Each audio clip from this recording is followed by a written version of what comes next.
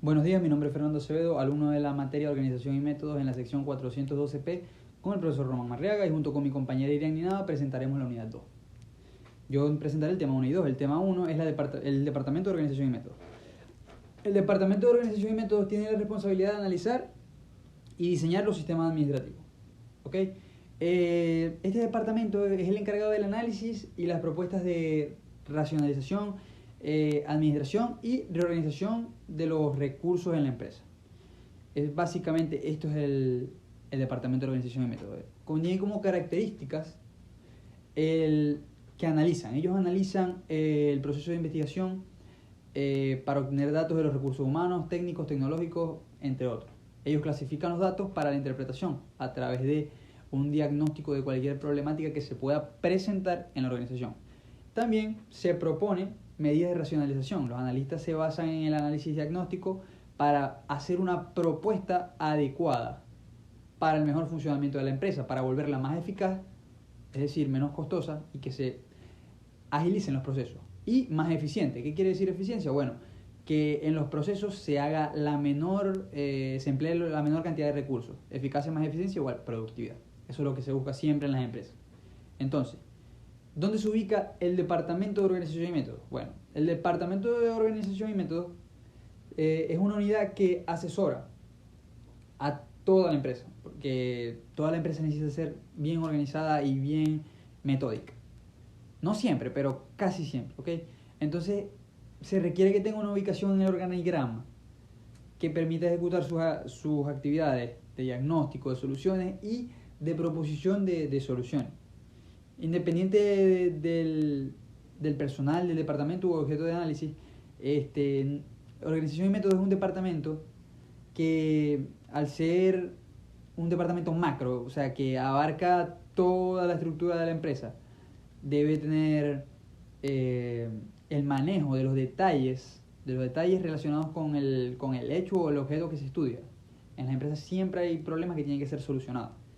Entonces se localizan los datos para fundamentar las decisiones y resolver los problemas administrativos. Entonces, el Departamento de Organización y Métodos es a tiempo completo. Siempre necesita ayuda del personal supervisor y de su equipo de subordinados. Entonces, Organización y Métodos sirve de apoyo a la alta dirección de la empresa. Por eso su ubicación idónea en la estructura de la empresa es por debajo de la gerencia general.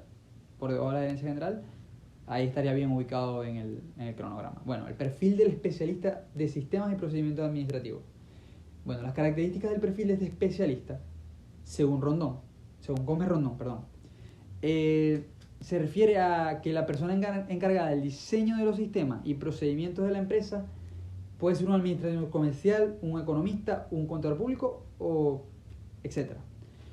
Alguien que tenga conocimiento, inventiva y criterio propio, que sea un líder. Necesita mucho liderazgo y mucha capacidad analítica para poder solucionar problemas y necesita capacidades cognitivas de análisis. Es básicamente lo que se necesita para cumplir con este perfil.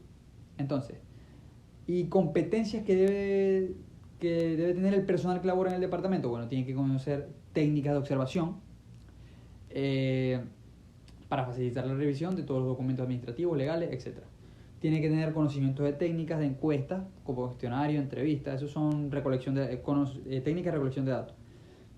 Perdón. También tiene que tener capacidad de análisis, que permita que los datos sean revisados y mediante esa revisión, ese análisis, debe tener una solución congruente. ¿Okay? Debe saber conocimientos básicos de la empresa como organigrama y todas esas cosas organizacionales. Debe tener capacidad de síntesis, es decir, también debe ser muy creativo. Debe ser creativo. Para organización y métodos se debe ser creativo, se deben tener soluciones rápidas. O bueno, por ejemplo, surge algún problema en el equipo, buscamos la solución. También se debe saber elaborar informes, debe saber, además de elaborar informes, debe tener una capacidad integral, debe ser una persona muy integral. Entonces, vamos con el tema 2. El tema 2 sería la metodología para el estudio de los sistemas administrativos. ¿Okay? Esta es factible para aplicarla en cualquier tipo de investigación. Esta consta de 7 etapas. ¿Okay? La visión del estudio, que en esta etapa se hace un análisis preliminar de la situación de la empresa, que permita tener una visión de los atributos y de lo que se necesite. O sea, aquí se visualiza el problema y vamos a ver qué se necesita para solucionarlo. Esta es la primera etapa del proceso. Entonces se presenta un plan a los funcionarios que toman las decisiones o que están involucrados en el proceso. Luego de esto tenemos la planificación del estudio, que se basa en la formulación de los objetivos. ¿Okay? Se redactan los objetivos generales y específicos, tal cual como una tesis, utilizando los verbos en infinitivo, para delimitar la investigación. También la justificación del estudio, que es donde se exponen las teorías metodológicas y prácticas. También la selección de los elementos, las bases teóricas, antecedentes del tema, un registro que tenga validez. ¿Okay? También establecer las técnicas de recolección de datos. Ya como ya lo mencionamos antes, entrevista, cuestionario, entre otros. Observación también puede ser.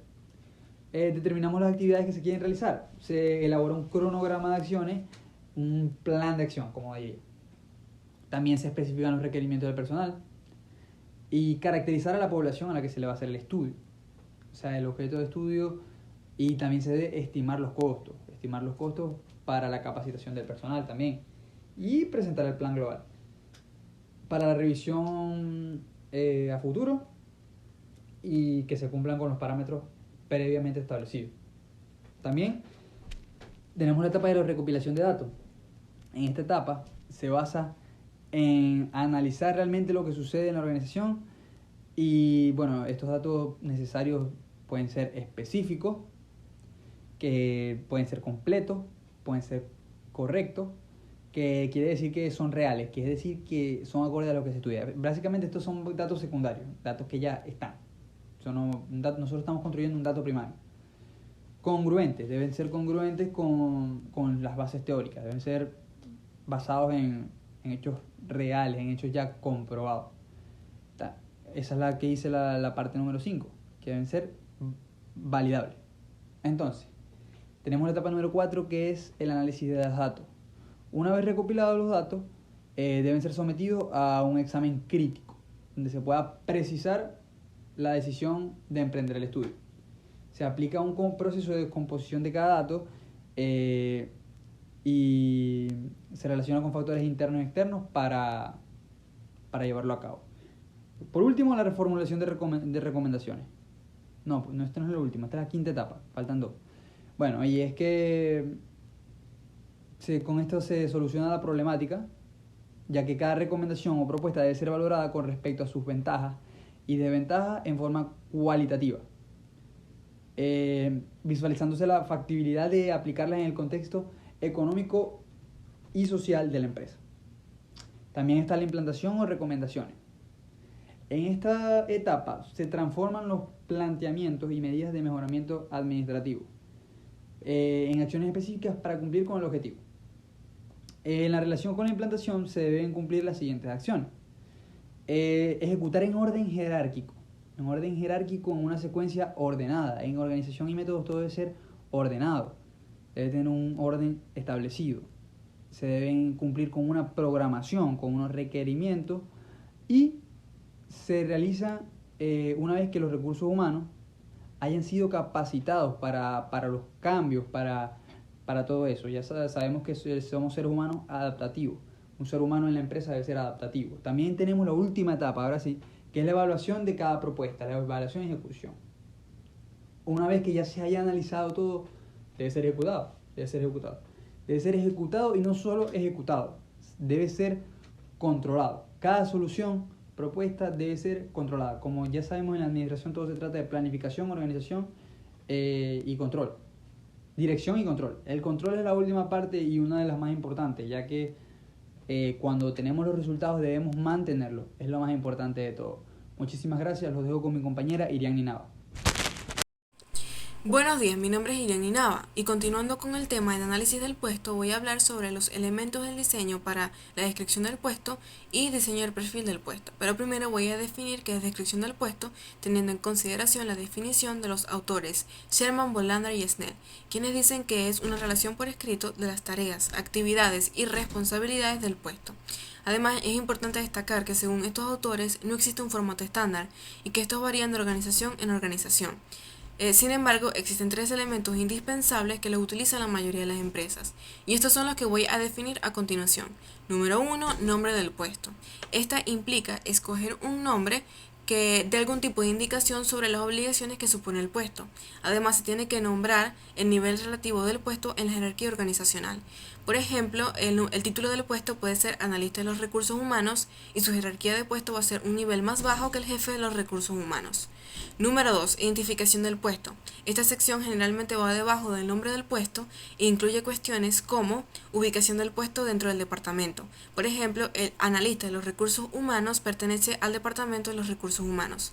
Puesto a quién se reporta o a quién se debe el puesto que estamos analizando. En este caso sería al gerente de los recursos humanos. Número de empleados que pertenecen al departamento. Código del departamento. Fecha en la cual se realizó la última descripción del puesto. Y número de nómina o código del puesto. Número 3. Obligaciones del puesto. Estas usualmente se expresan en orden de importancia de las tareas, siempre mencionando el nivel del valor o peso de las tareas. Teniendo en cuenta que es un poquito complicado pues definir el valor de una tarea teniendo en cuenta el tiempo empleado para la ejecución de la misma. Algunos ejemplos del analista de los recursos humanos en esta sección pueden ser analizar las solicitudes de empleo que va a valer un 1% y coordinar el proceso de selección del personal que será capacitado que puede valer un 10%. Entonces, como resumen, se puede decir que de los criterios manejados para la descripción del puesto se resaltan los siguientes aspectos más importantes, que lo fundamental de la descripción del puesto es la redacción de cada una de las tareas que corresponden de la misma por analogía y que para trabajar en la descripción de las tareas lo más importante es identificar al puesto con un nombre que dé algún tipo de indicación sobre las tareas que se van a ejecutar. Ahora les voy a hablar sobre el diseño del perfil del puesto y para esto tengo que definir especificación del puesto teniendo en consideración la definición de Sherman, Bolander y Snell, quienes dicen que es un reporte por escrito acerca de los conocimientos, habilidades y actitudes necesarias para realizar un trabajo. Y es que esta especificación del puesto comprende los requisitos que se exigen para el mismo, es decir, son las condiciones requeridas a los candidatos que lo van a ocupar o que ya los ocupan. Estos pueden ser sexo, nacionalidad, edad, educación, experiencia, habilidades, entre otros. Dentro del diseño del perfil del puesto también están los elementos del perfil. Y según Sherman, Bolander y Snell, estas se dividen en dos categorías. La primera sería habilidades adecuadas para un puesto. En este incluye pues la educación, la capacidad, la experiencia, las características o habilidades personales y facultades intelectuales. También están las habilidades o las demandas físicas que supone el puesto. Estas están, por ejemplo, cuando se tiene que estar parado durante muchas horas y también se incluye las condiciones del entorno y los posibles peligros del mismo. Entonces, habiendo dicho todo esto, se puede decir que los elementos para el diseño de las especificaciones o perfil del puesto son número 1, educación. Aquí se incluye pues el nivel de instrucción, la profesión y los estudios posgrado. Número 2, experiencia. Pues los años o Número 2, experiencia. Aquí se hace referencia tanto cuantitativa, lo que son los años de experiencia, y cualitativa, que son los aspectos o las áreas en los cuales ha trabajado el candidato. Número 3, conocimiento. Comprende la capacidad intelectual o saber que necesita manejar el ocupante del puesto para ejecutar cada una de las tareas inherentes al mismo. 4. Habilidades y destreza. Aquí se incluyen las habilidades personales físicas, manuales, técnicas, tecnológicas, entre otros. Número 5. Responsabilidad. Aquí se considera la responsabilidad que va a asumir el ocupante del puesto en cuanto a supervisión de personas, material, equipo, dinero, entre otros. Número 6. Condiciones de trabajo. Tomaremos en cuenta las Condiciones de trabajo. Aquí se tomará en cuenta las condiciones físicas del trabajo como la iluminación, la temperatura, el higiene, entre otros. Y por último, otros que puede ser el sexo, la nacionalidad, el estado civil, entre otros. Muchas gracias.